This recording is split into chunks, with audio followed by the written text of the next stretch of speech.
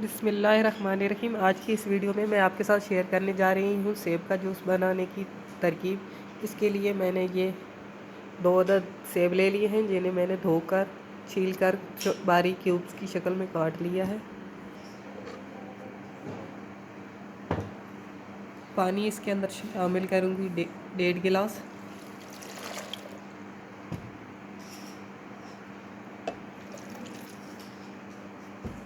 चीनी इसके अंदर जाएगी ये 2 चम्मच भरकर।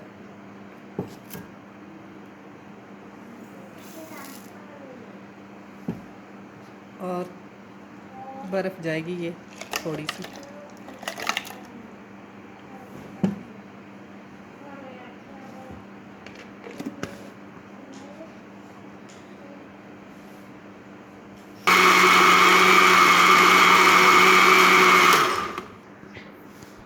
इंतहाई कम बजट में और कम वक्त में मज़ेदार जूस तैयार।